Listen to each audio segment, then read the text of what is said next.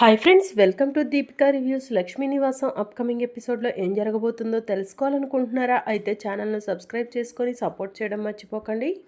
లక్ష్మికి heart stroke వచ్చిందని టీవీలో చూపిస్తూ ఉంటే తులసి, జాను ఇద్దరూ కూడా చూసి ఏడుస్తూ ఉంటారు. అమ్మకి హార్ట్ స్ట్రోక్ వచ్చిందా అని తులసి ఏడుస్తూ ఉంటే, అమ్మ తులసి ఏడవకమ్మా, మీ అమ్మకి ఏం కాదమ్మా అని చెప్పి విశాలాక్షి తులసికి ధైర్యం చెప్తూ ఉంటుంది. తులసి, మనం ముందు హాస్పిటల్కు వెళ్దాం పద అని చెప్పి సిద్ధు అంటూ ఉంటాడు. పదనండి అని చెప్పి తులసి అంటుంది. ఇక తులసి, సిద్ధు ఇద్దరు కలిసి హాస్పిటల్కు బయలుదేరతారు. ఇక మరోవైపు జాను కూడా ఏడుస్తూ ఇంట్లో నుంచి బయటకు వస్తుంది. ఆటో అని పిలుస్తుంది. ఇక జాను కూడా ఆటోలో హాస్పిటల్కి వెళ్తూ ఉంటుంది. అమ్మకు హార్ట్ స్ట్రోక్ రావటం ఏంటి, అమ్మ ఎంతో హెల్దీగా ఉంటుంది కదా అని చెప్పి జాను మనసులో అనుకుంటూ ఉంటుంది. దేవుడా, మా అమ్మకి ఏం కాకూడదు అని చెప్పి జాను దేవుడికి దండం పెట్టుకుంటూ ఉంటుంది. ఇక మరోవైపు జయనందన్, ఏం వైకుంఠం, నా ప్లాన్ ఎలా ఉంది, జాను వస్తుంది కదా అని చెప్పి అడుగుతూ ఉంటాడు. నువ్వు పెద్ద సైకోవి, నీ సైకోయిజం తట్టుకోలేక మేడం చచ్చిపోవాలనుకున్నారు. ఇప్పుడు మేడం పేరెంట్స్ను కూడా నీ సైకోయిజంతో చంపేయాలని చూస్తున్నావు అని చెప్పి వైకుంఠం మనసులో అనుకుంటూ ఉంటాడు. వైకుంఠం, నువ్వేం చేస్తావో నాకు తెలీదు. జాను ఖచ్చితంగా ఈ న్యూస్ చూస్తుంది, తప్పకుండా హాస్పిటల్కు వస్తుంది.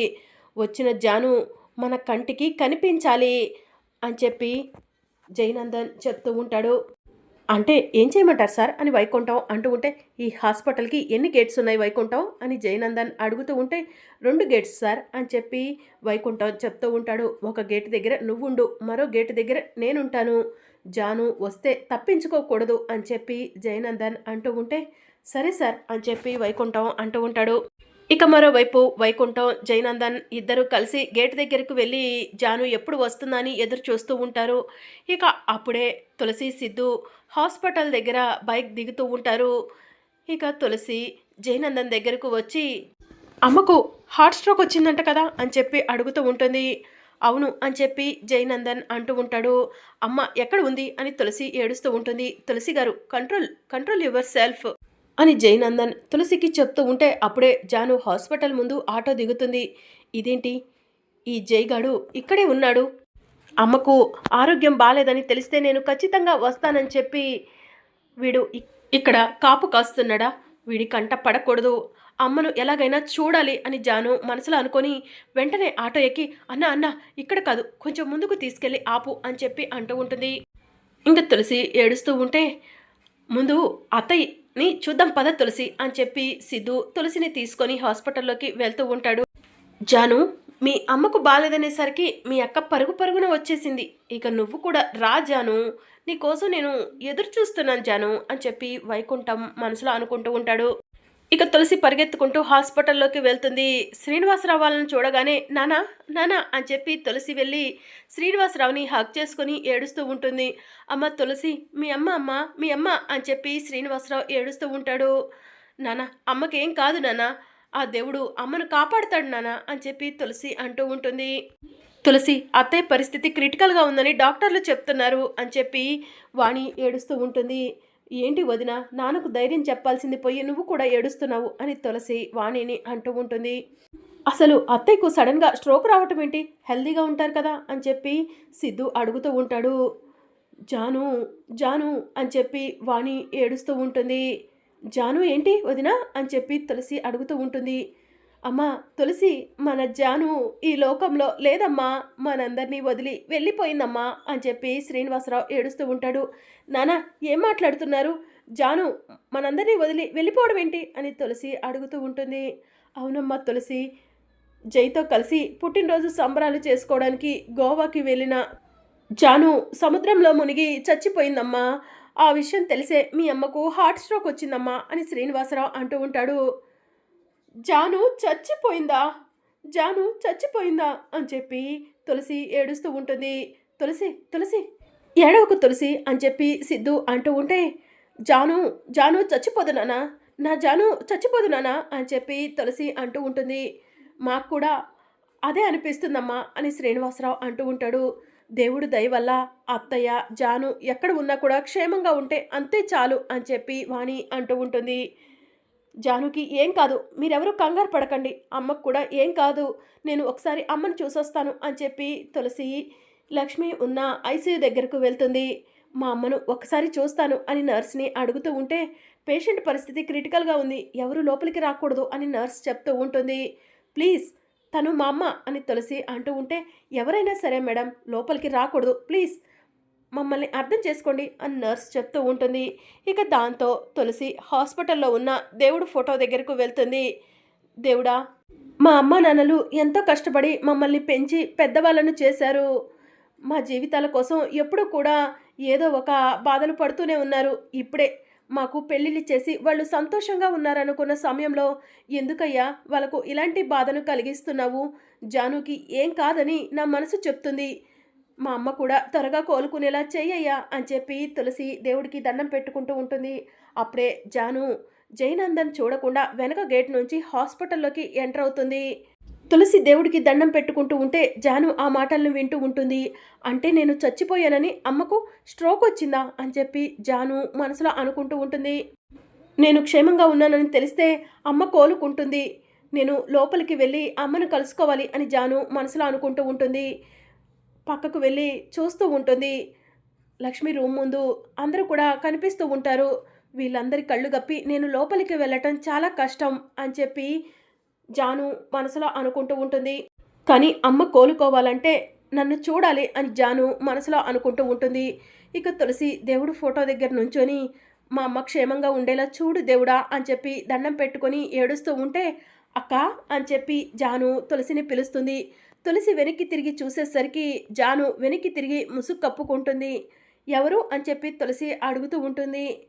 ఇంకా జాను మెల్లగా తులసి వైపు తిరిగి, నేనక్క నీ జానుని అని చెప్పి అంటూ ఉంటుంది.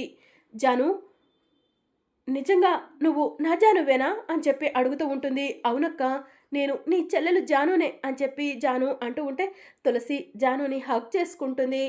జాను, రా జాను, నిన్ను అమ్మ దగ్గరకు తీసుకెళ్తాను రా, అమ్మ నిన్ను చూస్తే కోలుకుంటుంది, నువ్వు చచ్చిపోయావని అమ్మ కుమిలిపోయి స్ట్రోక్ వచ్చింది జాను అని చెప్పి తులసి అంటూ ఉంటే, అక్క నేను ఇప్పుడు అందరి ముందుకి రాలేనక్క అని చెప్పి జాను చెప్తూ ఉంటుంది. ఎందుకే, ఏమైంది అని చెప్పి తులసి అడుగుతూ ఉంటుంది. నా భర్త చాలా మంచివాడని మనం నిజానిజాలు తెలుసుకోకుండా తొందరపడి ఆయన చేత 3 ముళ్ళు వేయించుకున్నానక్క, కానీ అతను ఒక దుర్మార్గుడు. అతని గురించి 1, 2 కాదు, చెప్పాలంటే చాలానే ఉన్నాయి. సొంత తాతయ్యను కూడా చూడకుండా తన్ని ఎన్నో సంవత్సరాలుగా ఇంట్లో బందీగా ఉంచాడు. అతని ద్వారా నిజం ఎక్కడ తెలుస్తుందోనని అతన్ని యాక్సిడెంట్ చేసి మరీ చంపేశాడక్క అని చెప్పి జాను తులసికి చెప్తూ ఉంటుంది. జై గారు నిజంగా అలాంటివారా అని తులసి అంటూ ఉంటే, ఇవే కదక్క చాలా ఉన్నాయి అని చెప్పి జాను తన జీవితంలో జైని పెళ్లి చేసుకున్నప్పటి నుంచి జరిగిన ప్రతి విషయాన్ని కూడా తులసికి చెప్తూ ఉంటుంది. జాను, మరి ఇప్పుడు ఏం చేద్దామే అని తులసి అడుగుతూ ఉంటుంది. ఆ జైకి దగ్గరగా నేను ఉండలేవనక్క, అందుకే ఆ జైకి దూరంగా అజ్ఞాతంలో ఉంటున్నాను అని చెప్పి జాను చెప్తూ ఉంటుంది.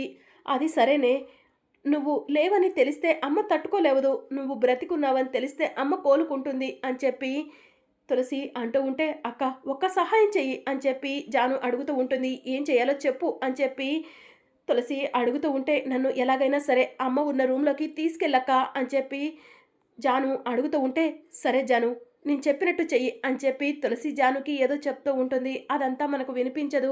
సరే అక్క, నువ్వు చెప్పినట్లు చేస్తాను అని చెప్పి జాను అక్కడి నుంచి వెళ్ళిపోతుంది.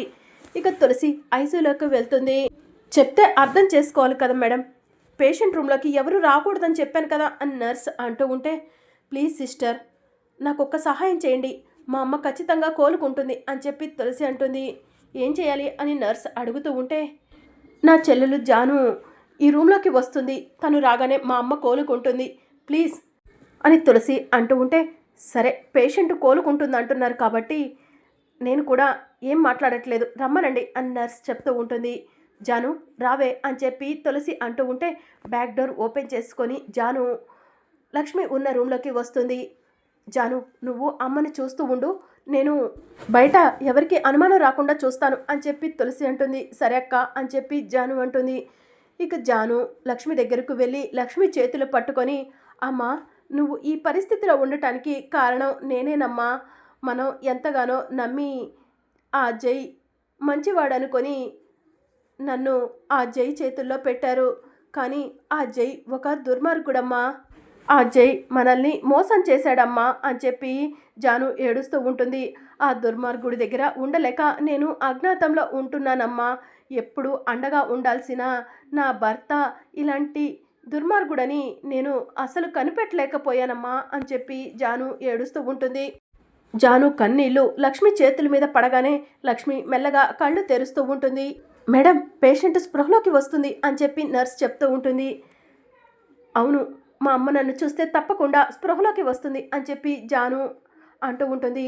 అప్పుడే ఏదో సౌండ్ వినిపిస్తూ ఉంటుంది. మేడం, ఎవరో వస్తున్నట్టున్నారు అని చెప్పి నర్స్ అంటూ ఉంటే, మా అమ్మను జాగ్రత్తగా చూసుకోండి, నేను ఇక్కడ ఉండకూడదు, నన్ను ఎవరూ చూడకూడదు అని చెప్పి జాను పరిగెత్తుకుంటూ లక్ష్మి రూమ్లో నుంచి వెళ్ళిపోతూ ఉంటుంది. అప్పుడే జయనందన్ వెనుక నుంచి వచ్చి జాను అని చెప్పి పిలవటంతో జాను షాకింగ్గా చూస్తూ ఉంటుంది. జయనందన్ జాను దగ్గరకు వచ్చి ఒక్కసారి ఫేస్ చూపించు అని చెప్పి అడుగుతూ ఉంటాడు. ఇక జాను దొరికిపోయాను అని చెప్పి మనసులో అనుకుంటూ ఉంటే, జై గారు అని చెప్పి తులసి గట్టిగా పిలుస్తుంది. ఏంటి తులసి గారు అని జయనందన్ వెనక్కి తిరిగేసరికి జాను అక్కడి నుంచి తప్పించుకొని వెళ్ళిపోతుంది. అమ్మ స్పృహలోకి వచ్చిందంట, అమ్మను చూడొచ్చని డాక్టర్లు చెప్పారు, రండి వెళ్దాం అని చెప్పి తులసి జయనందన్కి చెప్తూ ఉంటుంది. 2 minutes అని చెప్పి జయనందన్ వెనక్కి తిరిగేసరికి అక్కడ జాను కనిపించదు. వచ్చింది జానువేనా, అందుకే వెళ్ళిపోయిందా అని చెప్పి జయనందన్ ఆలోచిస్తూ ఉంటాడు. జై గారు ఏం ఆలోచిస్తున్నారు, రండి, అమ్మ స్పృహలోకి వచ్చింది అని చెప్పి తులసి అంటూ ఉంటే, వస్తున్నాను తులసి గారు అని చెప్పి జయనందన్, తులసి, సిద్ధు, శ్రీనివాసరావు, వాణి, సంతోష్ అందరూ కలిసి లక్ష్మి రూమ్లోకి వెళ్తారు. అమ్మ తులసి అని చెప్పి లక్ష్మి ఏడుస్తూ ఉంటుంది.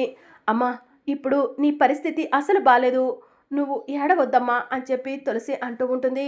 ఇక అప్పుడే డాక్టర్ వస్తుంది. డాక్టర్, మా అమ్మకి ఇప్పుడు ఎలా ఉంది అని చెప్పి తులసి అడుగుతూ ఉంటుంది. మీరంతా కాసేపు అడ్డు తప్పుకోండి, ఒకసారి చెక్ చేస్తాను అని చెప్పి డాక్టర్ లక్ష్మికి చెక్ చేస్తూ ఉంటుంది.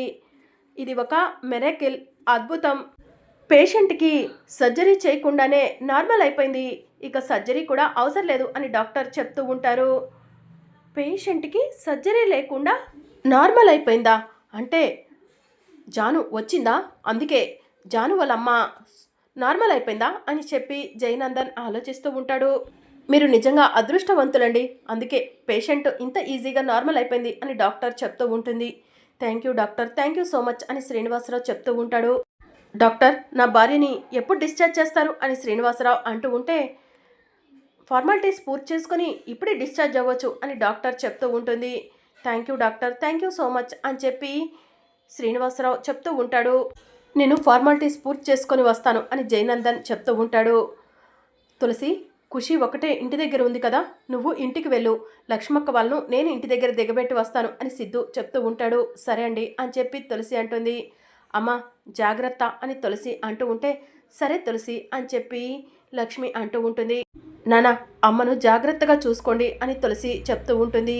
జాను గురించి నువ్వు ఆలోచించకు, జాను సేఫ్గానే ఉంటుంది, త్వరలోనే నీ కళ్ళ ముందుకు వస్తుందమ్మా అని తులసి లక్ష్మికి ధైర్యం చెప్పి ఇంటికి బయలుదేరుతుంది. ఇక మరోవైపు సూపర్నిక వాళ్ళు ఒక దగ్గర ఎదురు చూస్తూ ఉంటారు. అప్పుడు బసవరాజు సూపర్నిక వాళ్ళ దగ్గరకు వెళ్తాడు. ఏంటి అర్జెంటుగా కలవాలని ఫోన్ చేశారు అని బసవరాజు అడుగుతూ ఉంటాడు. ఖుషీని దక్కించుకోవడం కోసం ఎన్నో ప్రయత్నాలు చేశాము, చేయని ప్రయత్నం అంటూ లేదు, మొన్న కిడ్నాప్ ప్లాన్ కూడా ఫెయిల్ అయింది, ఆ ప్లాన్లో భాగంగానే ఆ తులసికి ఎమ్మెల్యే టికెట్ వచ్చింది, కానీ మాకు ఖుషి దక్కలేదు అని భార్గవ్ అంటూ ఉంటే, ఆ ఎమ్మెల్యే టికెట్ తులసి నా కోసం వదులుకుంది అని బసవరాజు అంటాడు. నువ్వు ఎమ్మెల్యే గెలవటానికి కావలసిన డబ్బును మేమిస్తాము, ఖుషిని మాకప్పచెప్పు అని సుపర్ణిక అడుగుతూ ఉంటుంది. ఇప్పుడు కాదు, ఎమ్మెల్యేగా గెలిచిన తర్వాత అని బసవరాజు అంటూ ఉంటే, అప్పటి వరకు ఆగాల అని సుపర్ణిక అంటూ ఉంటుంది. ఆగితే ఆగండి, లేదంటే లేదు అని బసవరాజు అంటూ ఉంటే, సరే ఆగుతాము, నువ్వు ఎమ్మెల్యేగా గెలవటానికి ఎంత డబ్బు కావాలన్నా ఇస్తాము, కానీ ఖుషిని నువ్వు గెలిచిన తర్వాత మాకు అప్పచెప్పాలి అని సుపర్ణిక అంటూ ఉంటే, తల్లిని ఇంట్లో నుంచి బయటకు గెంటేస్తాను, పిల్లను మీకు అప్పచెప్తాను అని బసవరాజు అంటూ ఉంటాడు. ఇక తులసి కోపంగా ఇదంతా విని బసవరాజు వాళ్ళ దగ్గరకు వెళ్ళి, సూపర్నిక చెంప పగలగొట్టి, ఖుషి కోసం ఇంత చేస్తున్నారా మీరు అని చెప్పి అంటూ ఉంటుంది. మన ప్లాన్ని తులసి మొత్తం వినేసినట్టుంది అని బసవరాజు అంటాడు. ఈ తులసిని వదిలిపెడితే ఈ తులసి వెళ్ళి ఈ విషయాన్ని నా కొడుక్కి చెప్తుంది. అప్పుడు నాకు ఎమ్మెల్యే టికెట్ రాదు అని బసవరాజు అంటూ ఉంటాడు. మీరు ఎమ్మెల్యే అయ్యే వరకు ఈ తులసి బయటికి రాకూడదు. తులసిని కిడ్నాప్ చేద్దాం. కిడ్నాప్ని అడ్డు పెట్టుకొని సింపతితో మీరు ఎమ్మెల్యే అవ్వచ్చు అని సూపర్ణిక అంటూ ఉంటుంది. అయితే తులసిని పట్టుకోండి అని బసవరాజు అంటాడు. ఇక భార్గవ్, సూపర్ణిక తులసిని గట్టిగా పట్టుకునే ప్రయత్నం చేస్తూ ఉంటారు. ఇక తులసి వాళ్ళను నెట్టేసి పరిగెడుతూ ఉంటుంది. తులసి వెనక సూపర్ణిక, భార్గవ్, బసవరాజు పరిగెడుతూ ఉంటారు. మరి అప్కమింగ్ ఎపిసోడ్లో ఏం జరగనుందో తెలుసుకోవాలనుకుంటున్నారా? అయితే ఛానల్ను సబ్స్క్రైబ్ చేసుకోండి.